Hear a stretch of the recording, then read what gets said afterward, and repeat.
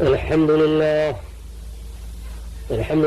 نحمده ونستعينه ونعوذ بالله من شرور أنفسنا ومن سيئات أعمالنا ومن يهد الله فلا مضل له ومن يضلله فلا هادي له ونشهد أن لا إله إلا الله وحده لا شريك له ونشهد أن محمدا عبده ورسوله أرسله الله بالحق بشيرا ونذيرا فقال الله تعالى في حقه الكريم وما أرسلناك إلا رحمة للعالمين وقال إنا أرسلناك شاهدا ومبشرا ونذيرا صدق الله العظيم. اللهم صل وسلم وفضل صلواتك على فضل مخلوقاتك سيدنا ونبينا ومولانا محمد النبي الأمين وعلى آله الطاهرين وعلى صحابه المخلصين. اللهم ربنا لك الحمد أنت قيم السماوات والأرض ومن فيهن ولك الحمد أنت نور السماوات والأرض ومن فيهن ولك الحمد أنت ملك السماوات والأرض ومن فيهن ولك الحمد أنت الحق ووعدك الحق ولقاؤك حق وقولك حق والجنة حق والنار حق والنبيون حق ومحمد حق والساعة حق. اللهم لك استلمنا وبك آمنا وعليك توكلنا وإليك أنبنا وبك خاصمنا وإليك حاكمنا فاغفر لنا ما قدمنا وما أخرنا وما أسررنا وما أعلنا وما أنت أعلم به منا أنت المقدم وأنت المؤخر لا إله إلا أنت إنك على ما تشاء قدير. محمد سيد الكونين والثقلين والفريقين من عرب ومن عجم. محمد صلی اللہ علیہ وسلم قونین و ثقلین یعنی جن و انس اور دونوں فریق عرب و عجم کے سردار ہیں. منزہ عن شریک فی محاسنہ فجوہر الحسن فیہ غیر منقسم. آپ اپنے محاسن میں دوسرا شریک ہونے سے منزہ ہے، پس آپ میں جو جوہر حسن ہے وہ غیر منقسم ہے. بلغ العلا بکمالہ کشف الدجا بجمالہ حسنت جمیع خصالہ صلو علیہ وآلہ. بعد حمد و ثنا باری تعالی.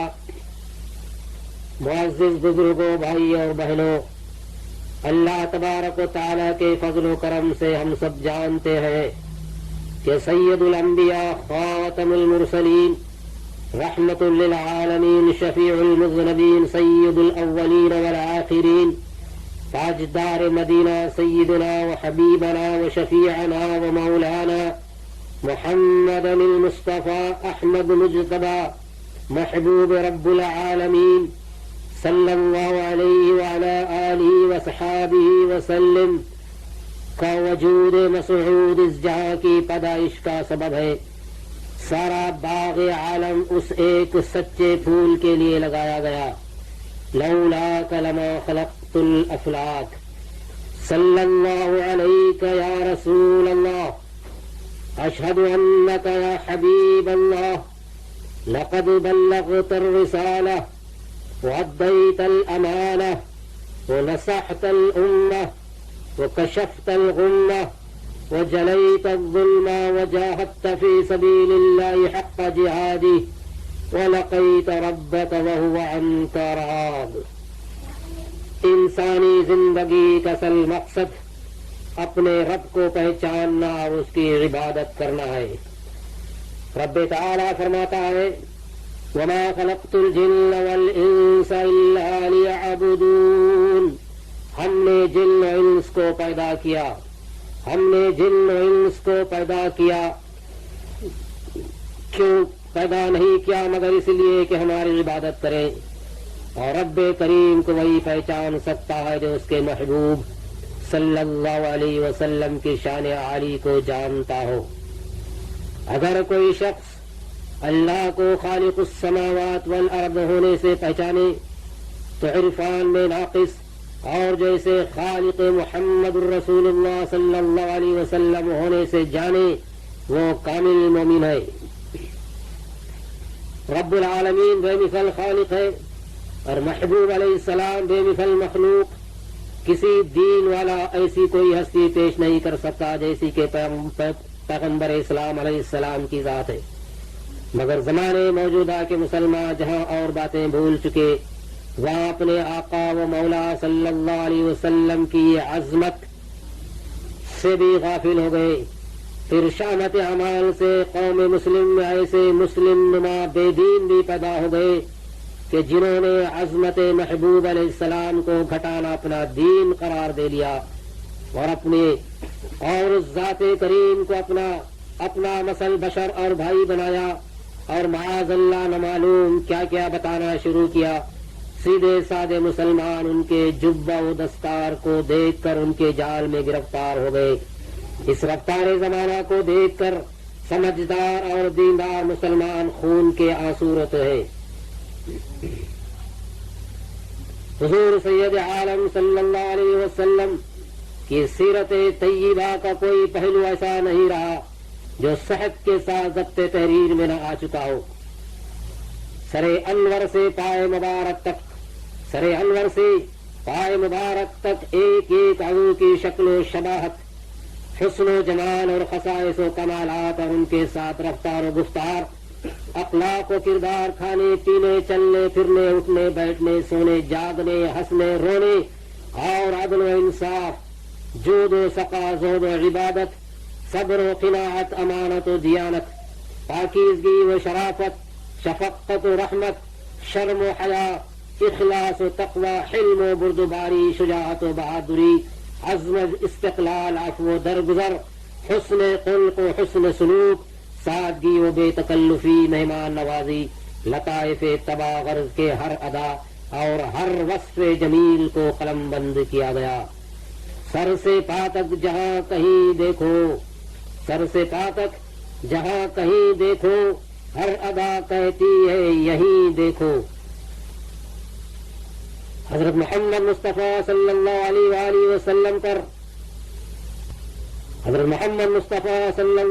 وسلم پر صلاۃ و سلام ہو، اس نبی محترم جس نے رہزن کو رہبر، ظالم کو عادل، خائن کو امین اور جاہل کو عارف بنایا، گویا انسان کو انسان بنایا، اخلاق حسنہ اور محاسن جمیلہ سکھائے، اور درس سے امن و سلامتی دیا، دلوں سے بغض و حسد، عناد و انتقام نکال کر قوت و محبت و اخلاص پیدا کیا، ضعف انسانی کو قوت سے بدل دیا، حدوث کو قدم کا آئینہ بنا دیا، امکان کو بارگاہ وجوب میں حاضر کر دیا، مکان کا رشتہ لامکان سے جوڑ دیا، محدود کو لامحدود سے ملا دیا، بھٹکے ہواؤں پہ کی نظر رش کے خضر بنا دیا، سلجھا ہوا تھا کس قدر تیرا دماغ رہبری، تیرے کرم نے ڈال دی طرح قنوس و بندگی، تیرے غضب نے بند کی رسم و رہے ستمگری، آج بھی اس پرفتن دور میں بھٹکی ہوئی انسانیت کے لیے مشعل راہ حضور سید عالم رحمت عالم صلی اللہ علیہ وسلم کی سیرت طیبہ ہی ہے۔ امن و سلامتی کا ڈھنڈورا پیٹنے والے ہرگز امن قائم نہیں کر سکتے جب تک کہ آپ کی عظمت کے قائل اور آپ کی سیرت طیبہ کو مشعل راہ نہ بنائے۔ رسول اکرم صلی اللہ علیہ وآلہ وسلم کی عظمت و علویت آپ کا رب ہی جانتا ہے، لیکن ایمان و یقین اور محبت و الفت والوں کے لیے آپ کا ذکر دلوں کا نور اور قلوب کی جلا ہے۔ آپ کا ذکر اللہ کا ذکر ہے۔ تاجدار مدنی محمد عربی احمد مجتبی رسول رب العالمین صلی اللہ علیہ وآلہ وسلم کی عظمت و مرتبت اور حسن و جمال کے جلوے سامنے آتے ہیں۔ لقاء حبیب علیہ التحیہ والتسلیم کا شوق دلوں میں موج زن ہوتا ہے۔ آپ کی محبت قلوب میں جاگزین ہوتی ہے اور ایمان تازہ ہوتا ہے۔ قلب مومن کو فرحت اور روح کو آسودگی و راحت نصیب ہوتی ہے۔ میری دعا ہے کہ اللہ رب العالمین اپنے رسول صلی اللہ علیہ وسلم کی محبت نصیب فرمائے، سنت نبوی پر قائم رکھے اور آپ کے جھنڈے تلے ہمارا حشر کرے، آمین۔ حضور علیہ الصلوۃ والسلام کو بچپن سے ہی سارا عالم جانتا تھا۔ حضور سرور کونین صلی اللہ علیہ وسلم کو بچپن سے ہی سارا عالم جانتا تھا کہ پہاڑ سلام کرتے تھے، حجر خوشخبریاں دیتے تھے، درخت سائے کے لیے جھکتے تھے، چاند باتیں کرتا تھا، کفار آپ کی نبوت کی گواہی دیتے تھے۔ جانور جانے اونٹ سجدہ کرے، جنگل کے ہرن امن مانگے، چاند و سورج جانے کہ چاند تو اشارہ پا کر دو ٹکڑے ہو جائے اور سورج ڈوب کر لوٹ آئے، جانتے ہیں کہ اشارہ محبوب ہے صلی اللہ علیہ وسلم۔ فرش والے جانے، عرش والے پہچانے، حضرت آدم آنکھ کھولتے ہی عرش اعظم پر رب کے نام کے ساتھ محبوب کا نام لکھا ہوا پائے۔ جنت والے جانے، دوزخ والے پہچانے، جنت کے پتے پتے پر حوروں کی آنکھوں میں، غلمانوں کے سینے پر غرض کے ہر جگہ لکھا ہوا ہے لا الہ الا اللہ محمد الرسول اللہ۔ دوزخی بھی اقرار کریں قالوا الم نک من المصلین، وہ بھی جانیں گے کہ مخالفت سید الابرار ہم کو یہاں لائی، غرض کے جہاں اللہ کا چرچا ہے وہاں رسول اللہ صلی اللہ علیہ وسلم کا ذکر، تمام عالم میں آپ کا نور اور ہر جگہ آپ نور علیہ الصلاۃ والسلام، پھر قیامت تک محبوب کی ہر ہر ادا سب کو معلوم، زندگی پاک کی ایک ایک حالت کریمہ، ولادت پاک، دودھ پینا، پرورش پانا، قبل نبوت کے واقعات، بعد نبوت، اندرونی و بیرونی زندگی پاک، چلنا پھرنا، کھانا پینا، سونا جاگنا، تبسم فرمانا، گریہ وزاری کرنا، غرض کے زندگی پاک کا ہر شعبہ، ہر وقت، ہر جگہ ظاہر، عرب میں ظاہر، عرب و عجم، بلکہ دنیا کے اکثر و بیشتر حصوں میں کون سی جگہ ہے جہاں کتب حدیث نہ پہنچی ہو؟ ظاہر تو ایسے مگر لطف یہ کہ جیسے وہ ہے ایسا کسی نے نہ جانا بجز پروردگار، وہ شان ظہور تھی اور یہ شان بطون۔ غرض کے دیدہ انسان میں بشریت ظاہر ہوئی، غرض کے دیدہ انسان میں بشریت ظاہر ہوئی، مگر حقیقت محمد یا بجز پروردگار کوئی بھی نہ جان سکا۔ اس طرح کے سورج کو اس کے نور نے چھپا لیا کہ کوئی بھی ان کو آنکھ بھر کر نہیں دیکھ سکتا۔ اسی طرح حضور انور علیہ الصلاۃ والسلام کی نورانیت پردہ بن گئی۔ رب نے اسی لیے نور فرمایا قد جاءکم من اللہ نور وکتاب مبین، یعنی اے مسلمانوں تمہارے پاس پروردگار کی طرف سے نور اور کھلی ہوئی کتاب آئی۔ قرآن کریم نے مسلمانوں کو حکم دیا ہے کہ اے مسلمانوں، اے ایمان والوں، میرے حبیب کو راعینا کہہ کر نہ پکارو بلکہ انظرنا کہا کرو، اگرچہ تم کلمہ راعینا نیک نیتی سے کہتے ہو اور اچھے معنی مراد لیتے ہو، مگر یہود کو تو اس کی وجہ سے گستاخی کا موقع مل جاتا ہے۔ سبحان اللہ، کیا عظمت محبوب ثابت ہوئی کہ پروردگار عالم کو اپنے محبوب کی شان اس قدر بڑھانا منظور ہے کہ کسی کو ایسی بات کہنے کی اجازت نہیں دیتا کہ جس کلمے سے دوسروں کو بدگمانی کرنے کا موقع ملے۔ اس مسئلے سے معلوم ہوا کہ حضور علیہ الصلوۃ والسلام کی شان میں کوئی ہلکی بات منہ سے نکالنا اگرچہ بری نیت سے نہ ہو کفر ہے۔ فقہا فرماتے ہیں کہ اگر کسی نے حضور علیہ السلام کے نعلین پاک کی ادنا گستاخی کی کافر ہو گیا۔ شرح فقہ اکبر میں امام ابو یوسف علیہ الرحمہ کا ایک واقعہ نقل فرمایا کہ ہارون رشید کے دسترخوان پر کدو پک کر آیا۔ کسی نے کہا کدو حضور علیہ السلام کو مرغوب تھا، دوسرے نے کہا لیکن مجھے پسند نہیں۔ اس پر امام ابو یوسف نے قتل کے ارادے سے تلوار نکالی اور حکم فرمایا کہ تو مرتد ہو گیا، کیونکہ تو نے اپنی بے رغبتی کا حضور علیہ السلام کے مقابلے میں ذکر کیا۔ اس نے توبہ کی، تب چھوڑا۔ جن لوگوں نے زمانے میں حضور علیہ الصلوۃ والسلام کی شان میں کلمات گستاخانہ کہے یا چھاپے، بے دین ہے۔ اللہ تبارک و تعالیٰ فرماتا ہے انا ارسلناک، ہم نے آپ کو بھیجا، جس سے معلوم ہوا کہ حضور علیہ الصلوۃ والسلام کی تشریف آوری خدا قدوس کا تحفہ ہے۔ معلوم ہوا کہ حضور علیہ الصلوۃ والسلام دنیا میں تشریف آوری سے قبل اپنے رب کے حضور بارگاہ خاص میں حاضر رہے۔ کس قدر حاضر رہے اس کے متعلق ایک روایت تفسیر روح البیان میں زیر آیت لقد جاءکم رسول کہ ایک بار حضور علیہ السلام نے حضرت جبرائیل سے دریافت فرمایا کہ تمہاری عمر کس قدر ہے؟ عرض کیا کہ یہ تو میں نہیں بتا سکتا، ہاں اتنا جانتا ہوں کہ ایک تارا 70,000 سال کے بعد چمکتا تھا، وہ تارا میں نے 72,000 بار دیکھا ہے۔ ارشاد فرمایا وہ ستارہ ہم ہی تھے۔ تو ذات بارگاہ خاص میں اس قدر حاضر ہو، اس کے مراتب کا کیا پوچھنا۔ تل بھی پھول کے پاس صرف ایک رات رہ کر بس جاتے ہیں اور پھول کی سی خوشبو حاصل کر لیتے ہیں، تو نبی کریم علیہ الصلوۃ والسلام کیوں نہ صفات الہیہ سے موصوف ہو جائے۔ علامہ شمس الدین محمد رملی کتاب فتاوی الکبریٰ الفقیہ، مؤلف ابن حجر الہیتمی کے صفحے حاشیے کے صفحے 294 اور 295 و 96 پر اپنا فتویٰ لکھتے ہیں کہ نبی کریم صلی اللہ علیہ وسلم کے معجزات تمام انبیاء اور رسول علیہ الصلوۃ والسلام سے قوی تر ہے۔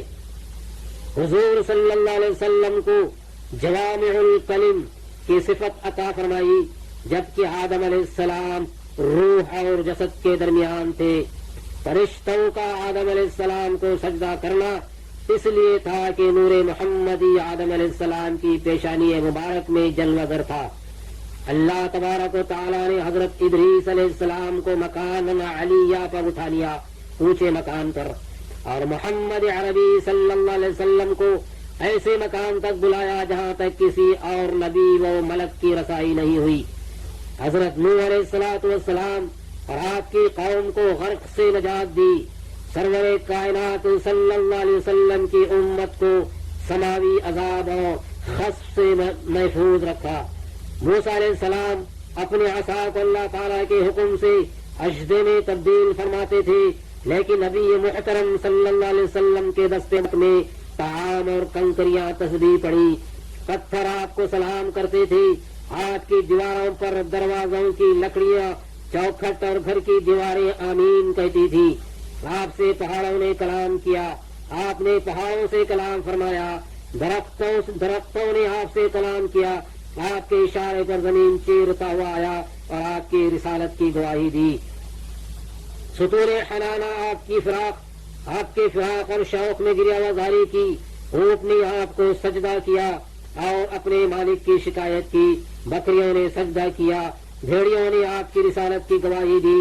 حضرت ابراہیم علیہ السلام کے لیے اللہ تبارک و تعالیٰ نے نار نمرود کو ٹھنڈا اور سلامتی والا کیا، لیکن حضور کریم صلی اللہ علیہ وسلم کے طفیل اور صدقے نے قبائلی خوفناک جنگوں کی آگ کو ٹھنڈا فرمایا اور ان کے دلوں میں بھائی چارگی پیدا فرمائی۔ موسیٰ علیہ السلام کو ید بیضا عطا ہوا، موسیٰ علیہ السلام کو ید بیضا عطا ہوا جس کی روشنی آنکھوں کو چکا چوند کرتی تھی، لیکن پیارے حبیب سرور کونین صلی اللہ علیہ وسلم کا وہ نور تھا جو ہمیشہ پاک اسلاف اور امہات المطہرات حضرت آدم علیہ الصلوۃ والسلام سے لے کر حضرت عبداللہ کی پیشانی تک منتقل ہوتا ہوا آیا. حضرت موسیٰ علیہ السلام کو انفراق بحر یعنی سمندر کو چیرنا عطا ہوا اور آپ صلی اللہ علیہ وسلم کو شق القمر عطا فرمایا گیا. سورج ڈوبنے کے بعد آپ کے لیے دوبارہ واپس نکلا. موسیٰ علیہ السلام کا تصرف عالم سفلی میں تھا اور میرے پیارے نبی صلی اللہ علیہ وآلہ وسلم کا تصرف عالم سماوی میں تھا. آپ کے بے حد و بے حساب معجزے ہیں. آپ کی انگلیوں سے پانی کے چشمے بہے. تھوڑے کھانے میں آپ کی دعا سے کثرت ہوئی. مگر یہ کہ حسن یوسف دم عیسیٰ ید بیضا داری آچ قوبا ہم دارند تو تنہا داری. حضور علیہ الصلوۃ والسلام کے مراتب کا ذکر کرنا انسانی طاقت سے باہر ہے. بطور اجمال اختصار عرض کرتا ہوں کہ دیگر انبیاء کرام کسی خاص قوم کی طرف بھیجے جاتے تھے، مگر حضور علیہ الصلوۃ والسلام کی نبوت سب کے لیے عام ہے.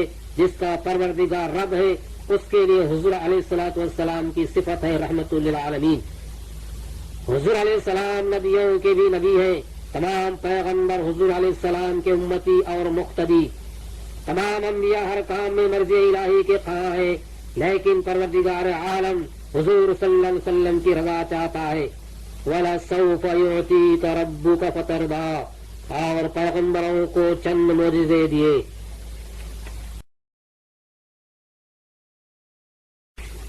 مگر حضور علیہ الصلوۃ والسلام کو بے شمار معجزات عطا کیے گئے، بلکہ خود حضور علیہ السلام اثرتا پا معجزہ ہے. حضور علیہ السلام کی کتاب یعنی قرآن کریم تمام کتابوں کو نسخ کرنے والی ہے، مگر اس کو کوئی بھی کتاب منسوخ نہیں کر سکتی. قیامت میں شفاعت کبریٰ کا صحرا حضور علیہ السلام ہی کے سر پر باندھا جائے گا. آپ کی امت تمام امتوں سے افضل وغیرہ وغیرہ. آیت کریمہ ملاحظہ ہو وَلَوْ أَنَّهُمْ إِذ ظَّلَمُوا أَنفُسَهُمْ جَاءُوكَ فَاسْتَغْفَرُوا اللَّهَ وَاسْتَغْفَرَ لَهُمُ الرَّسُولُ لَوَجَدُوا اللَّهَ تَوَّابًا رَحِيمًا.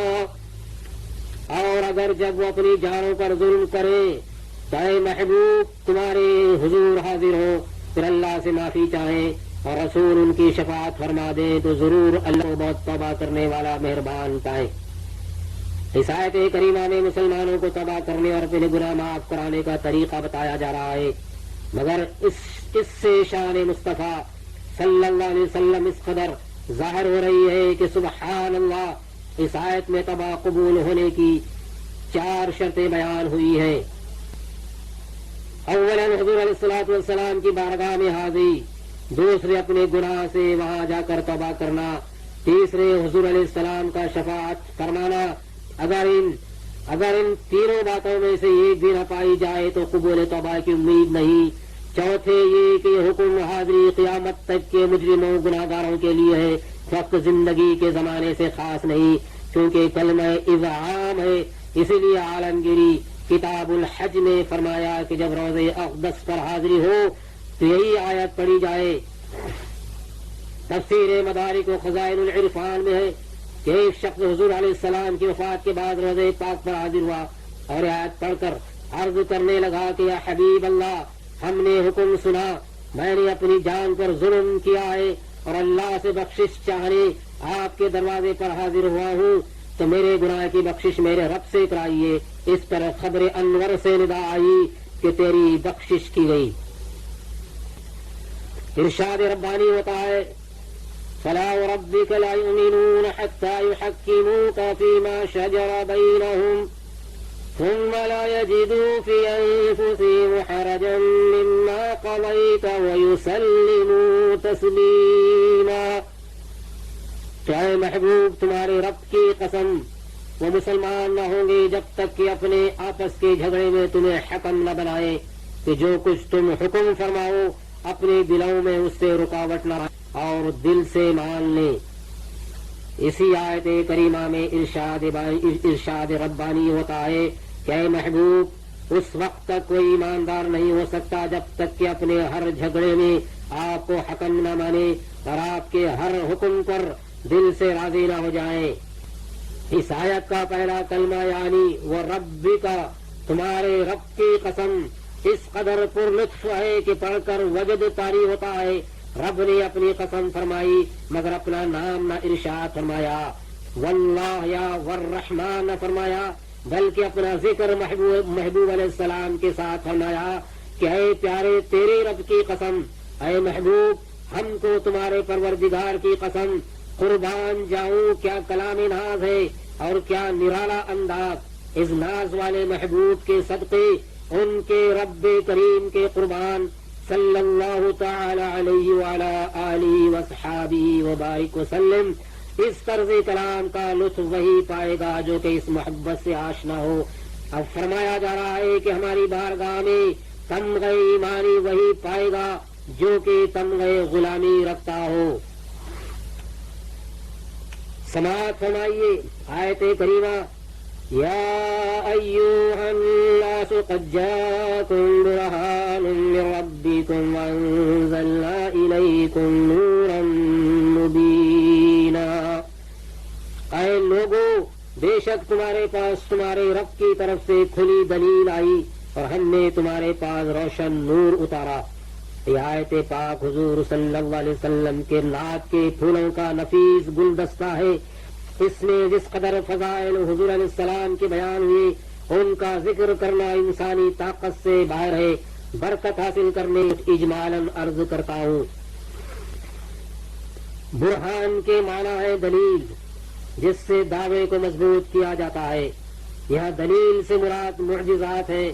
جس قدر معجزے کے پہلے پیغمبروں کو ملے وہ سب کے سب حضور علیہ الصلوۃ والسلام کو عطا ہوئے، اور اس کے علاوہ اور بے شمار معجزے ملے۔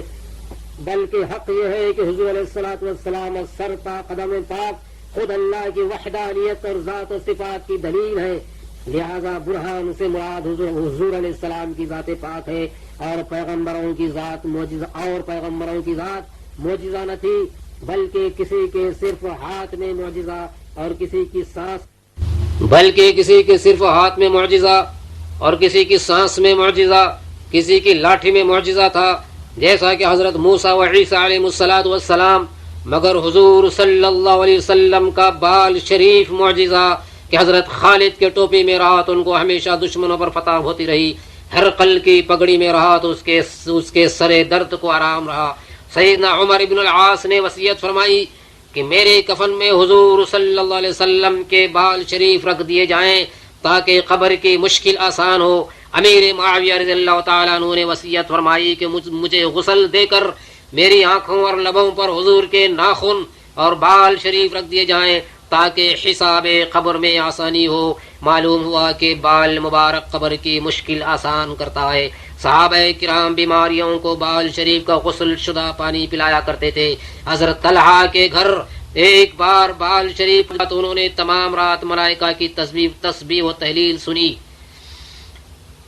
آنکھ کا معجزہ کہ قیامت تک کے واقعات کو دیکھا، جنت و دوزخ، عرش و کرسی کو ملاحظہ فرمایا، بلکہ خود رب کو دیکھا۔ نماز کسوف میں دوزخ اور جنت کو مسجد کی دیواروں میں دیکھا۔ پیچھے مقتدی جو کچھ کریں اس کو ملاحظہ فرمائیں۔ ناک کا معجزہ جس نے محبت کی خوشبو یمن سے آتی ہوئی سونگھی۔ زبان معجزہ جس کی ہر بات خدا کی وحی، اور وہ زبان جو کہ کنجی ہے۔ منہ کا لعاب معجزہ کہ حضرت جابر کے گھر ہانڈی میں ڈال دیا تو ہانڈی کی ترکاری میں برکت ہوئی، آٹے میں ڈال دیا تو 4 سیر آٹا ہزاروں آدمیوں نے کھایا، پھر بھی اتنا ہی رہا۔ موسیٰ علیہ السلام نے پتھر میں عصا مار کر پانی کے چشمے نکالے، لیکن حضور صلی اللہ علیہ وسلم نے حضرت جابر کی ہانڈی میں لعاب ڈال کر برکت کے چشمے جاری فرما دیے۔ ان تمام چیزوں کے چشمے بہا دیے۔ خیبر میں حضرت علی کی دکھتی ہوئی آنکھ میں لگا دیا تو آنکھ کو آرام ہو گیا۔ حضرت صدیق کے پاؤں میں غار میں سانپ نے کاٹا، یعنی یار غار کو مارے غار نے تکلیف پہنچائی، اس پر لگا دیا اس کو آرام۔ کھاری کنویں میں ڈال دیا تو اس کا پانی میٹھا ہو گیا۔ ہاتھ مبارک بھی دلیل کے بدر کے دن ایک مٹھی کنکر کفار کو مارے تو رب نے فرمایا کہ آپ نے نہ پھینکی بلکہ ہم نے پھینکی۔ اسی ہاتھ میں آ کر کنکریوں نے کلمہ شریف پڑھا، اس ہاتھ سے بیعت لی گئی۔ تو رب تعالی نے فرمایا کہ ان کے ہاتھوں پر ہمارا ہاتھ ہے، انگلیاں معجزہ کی ایک پیالہ پانی میں انگلیاں رکھ دی، اس سے 5 چشمے پانی کے جاری ہو گئے، انگلی ہی کے اشارے سے چاند سیکھ گئے۔ پاؤں مبارک بھی معجزہ کے پتھر پر چلیں تو پتھر ان کا سر لے لے، اور فرش پر بھی چلیں اور عرش پر بھی، غرض کے ان کا ہر عضو پاک اور ہر بال رب کے پہچاننے کی دلیل ہے۔ صلی اللہ علیہ وعلی آلہ وصحابہ وبارک وسلم۔ پسینہ مبارک معجزہ کہ جس میں گلاب کی بے مثل خوشبو، جاگنا اور سونا معجزہ کہ ہر ایک کی نیند وضو توڑ دے، مگر حضور صلی اللہ علیہ وسلم کی نیند وضو نہیں توڑتی۔ تمام جسم پاک سائے سے محفوظ کہ سایہ بھی قدم کے نیچے نہ آنے پائے۔ وہ رب کا سایہ، ان کا سایہ کیسا؟ تمام کے فضلات پیشاب و پیخانہ نجس، مگر حضور صلی اللہ علیہ وسلم کا فضلہ پاک ہے امت کے حق میں۔ غرض کے حضور صلی اللہ علیہ وسلم کا ہر وصف معجزہ، ہر حالت رب تعالیٰ کی قدرت کی دلیل، اس لیے فرمایا برہان۔ حضور علیہ السلام کا نام مبارک بھی معجزہ ہے چند وجہ سے۔ ایک یہ کہ رب کے نام ان کے ماں باپ رکھتے ہیں، لیکن لقب قوم دیتی ہے، خطاب حکومت سے ملتا ہے، مگر نبی کریم صلی اللہ علیہ وسلم کا نام، القاب، خطاب سب رب کی طرف سے ہیں۔ حضرت عبد المطلب نے فرشتوں کی تعلیم سے آپ کا نام محمد رکھا صلی اللہ علیہ وسلم۔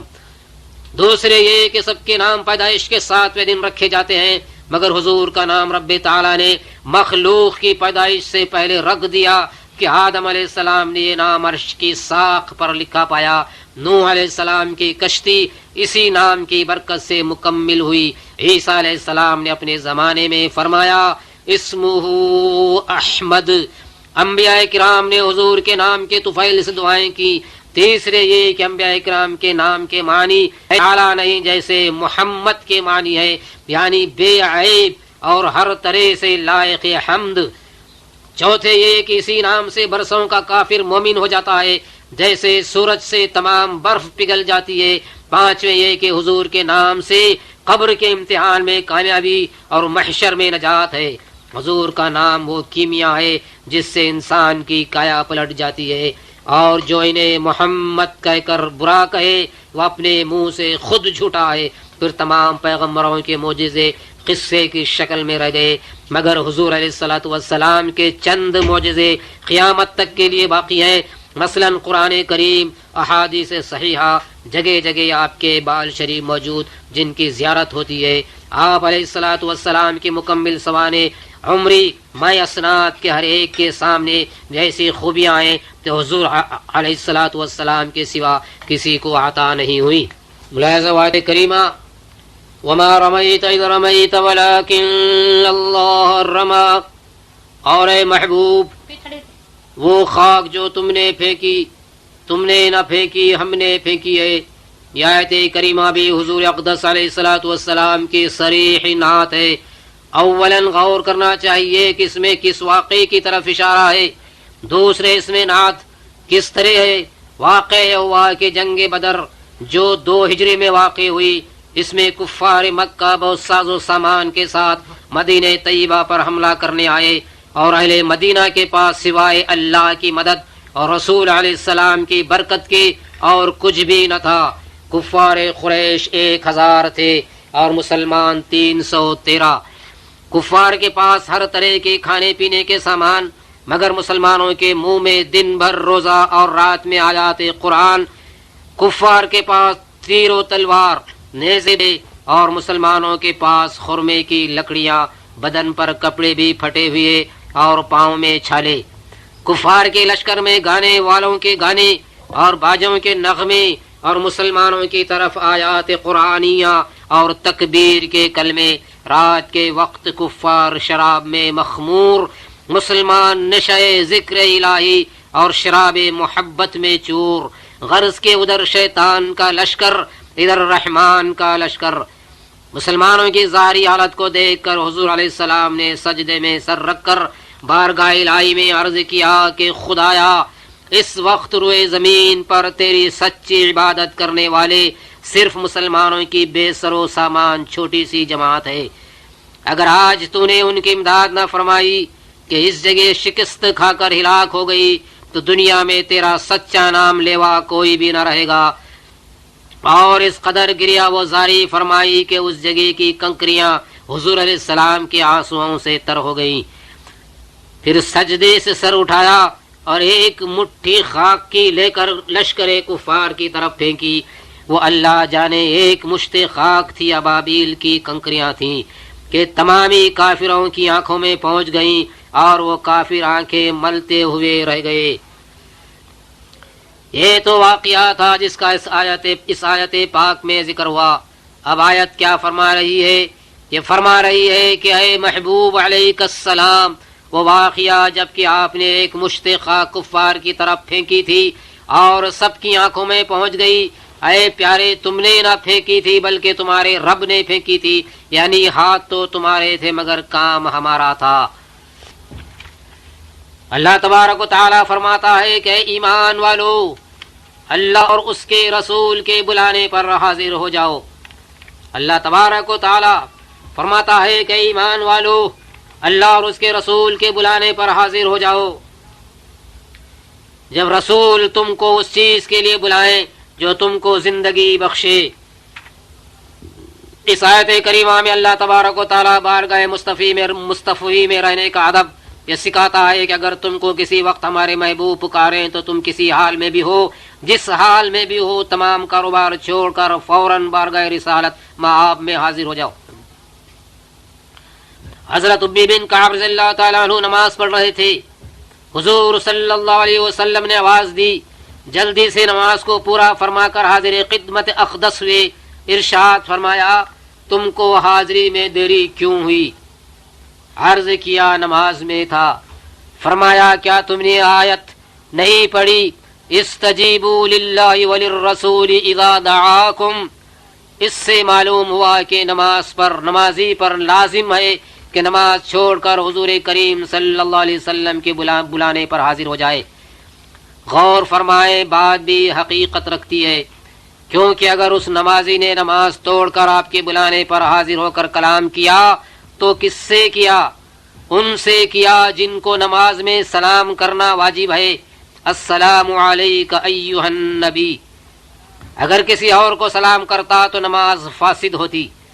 اگر کعبے سے سینہ بھی پھرا تو کس کی طرف پھرا؟ اس مقدس مطہر ذات کی طرف پھرا جو کعبے کے بھی کعبہ ہے۔ اگر چلا بھی تو کدھر چلا؟ بارگاہ مصطفی کی طرف جو عین عبادت ہے، پھر نماز کیوں جائے گی؟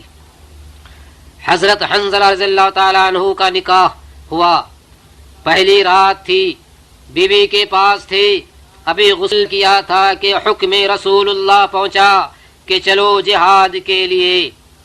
بغیر غسل کیے ہوئے نکل گئے اور شہادت پائی۔ جب تمام لاشوں میں سے ان کی لاش نکالی گئی تو ان کے جسم سے پانی ٹپک رہا تھا۔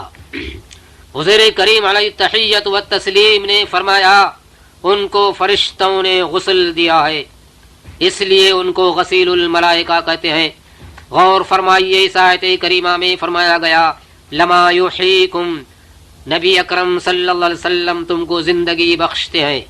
مدارج النبوہ میں بہت سے ایسے واقعات لکھے ہیں جن میں حضور علیہ الصلوۃ والسلام نے مردوں کو زندہ فرمایا ہے۔ حضرت جابر رضی اللہ تعالیٰ عنہ کے بچوں کو آپ نے زندہ فرمایا اور ان کے ساتھ کھانا تناول فرمایا۔ جانوروں کو، انسانوں کو، پتھروں کو، لکڑیوں کو جان بخشیے، کنکریوں کو جان بخش کر کلمہ پڑھوا لیا۔ رب العالمین جل وعلا کا عطا کیا ہوا تصرف تھا، اور کیوں نہ ہو آپ کی عظمت و قدرت جبرائیلی طاقتوں سے بھی ہزارہ درجہ زیادہ تھی۔ حضرت جبریل گھوڑے پر سوار ہو کر فرعون کو غرق کرنے کے لیے گھوڑے کے آگے ہو گئے۔ اس گھوڑے کی ٹاپ یعنی قدم جہاں پڑتے تھے اس جگہ گھاس اگ آتی تھی۔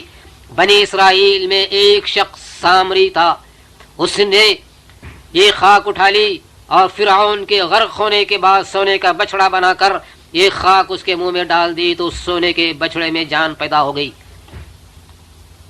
غور فرمائیے کہ جبرائیل علیہ السلام کا جسم گھوڑے سے لگا، گھوڑے کا خاک سے، اور خاک پڑی بے جان بچڑے کے منہ میں وہ زندہ ہو گیا، اس لیے ان کو روح الامین کہتے ہیں۔ یہ عظمت حضرت جبرائیل علیہ السلام کی تھی، لیکن پیارے تاجدار کونین محمد عربی صلی اللہ علیہ وسلم میں ہزارہ جبرائیلی طاقتیں ہیں، تو پھر ان کے اشارے سے مردے زندہ کیوں نہ ہوں؟ اے ہزارہ جبرائیل اندر بشر، اے ہزارہ جبرائیل اندر بشر، بہر اقصوے غریبا یک نظر، صلی اللہ علیہ یا رسول اللہ۔ خدائے قدوس اور محبوب علیہ السلام کو ناراض کرنے کا ایک ہی حکم ہے۔ خدائے قدوس اور محبوب علیہ السلام کو ناراض کرنے کا ایک ہی حکم ہے، وہ کیا؟ کفر۔ رب کو ناراض کیا تو کافر، اور اگر محبوب کی مخالفت کی تو کافر۔ اگر باپ کو ایذا دے، ماں کو ستائے، تمام مخلوق کو ناراض کر دے تو اگرچہ گناہ گار تو ہوگا مگر کافر نہ ہوگا، لیکن اگر بارگاہ رسالت کا مخالف ہے تو کافر ہے۔ شیطان کو حکم سجدہ ملا کہ حضرت آدم کو سجدہ کر، لیکن اس نے انکار کیا۔ خدا کی توحید اور خدا کے سجدے کا انکار نہ کیا تھا، بلکہ نور محمد رسول اللہ صلی اللہ علیہ وسلم کے اٹھانے والے حضرت آدم کی عظمت کا انکار کیا تھا۔ اس کا انجام یہ ہوا کہ تمام عمر کی عبادتیں بیکار ہو گئیں اور لعنت کا طوق گلے میں پڑ گیا۔ خدا قدوس کو راضی کرنے کا ذریعہ حضور علیہ الصلوۃ والسلام کی بارگاہ میں حاضری اور ان کی شفاعت ہے۔ در مختار باب المرتدین میں ہے کہ جو شخص شان الوہیت میں گستاخی کرے وہ کافر ہے۔ در مختار باب المرتدین میں ہے کہ جو شخص شان الوہیت میں گستاخی کرے وہ کافر ہے اور واجب القتل، مگر توبہ کر لے تو توبہ سے معافی ہو جائے گی، لیکن جو شخص بارگاہ رسالت میں گستاخی کرے وہ کافر ہے، اور اگر بعد میں توبہ بھی کہیں قتل کیا جائے گا، کیونکہ وہ حق اللہ تھا اور یہ حق نبی، اور توبہ سے اللہ کا حق معاف ہوتا ہے نہ کہ حق عبد۔ اس سے معلوم ہوا کہ دنیاوی احکام میں حضور علیہ الصلوۃ والسلام کی توہین کرنے والے کا سخت عذاب ہے۔ مشکات میں زیارت القبور کے باب میں ہے کہ حضور علیہ الصلوۃ والسلام اپنی والدہ طاہرہ حضرت آمنہ کی قبر پر تشریف لے گئے اور بہت روئے اور فرمایا ہم نے والدہ کی قبر کی اجازت چاہی، مل گئی، مگر اجازت چاہی کہ ان کے لیے دعائے مغفرت کریں، اس سے منع کر دیا گیا۔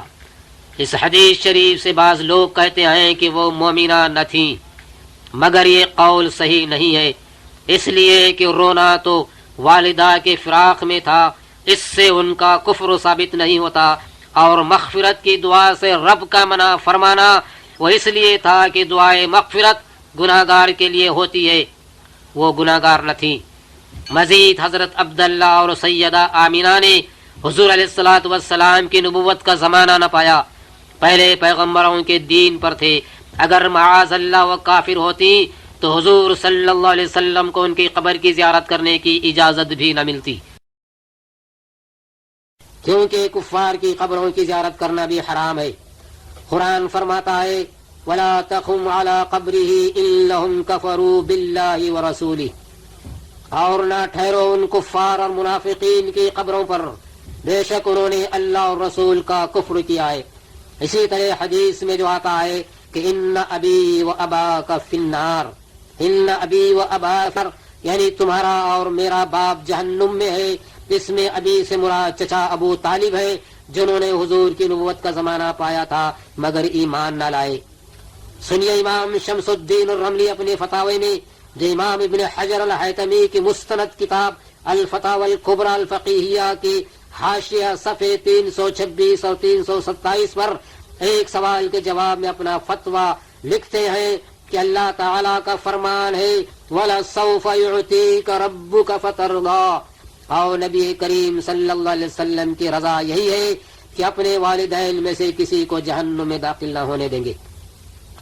حضرت عمران بن حسین سے مروی ہے کہ قال رسول اللہ صلی اللہ علیہ وسلم سألت ربی الا يدخل النار احدا من اہل بیتی فاعطانی ذلک۔ نبی کریم صلی اللہ علیہ وسلم نے ارشاد فرمایا، میں نے اپنے رب سے مانگا میرے اہل بیت میں سے کسی کو بھی دوزخ میں داخل نہ کرے، اللہ تبارک و تعالی مجھے یہ چیز عطا فرمائی۔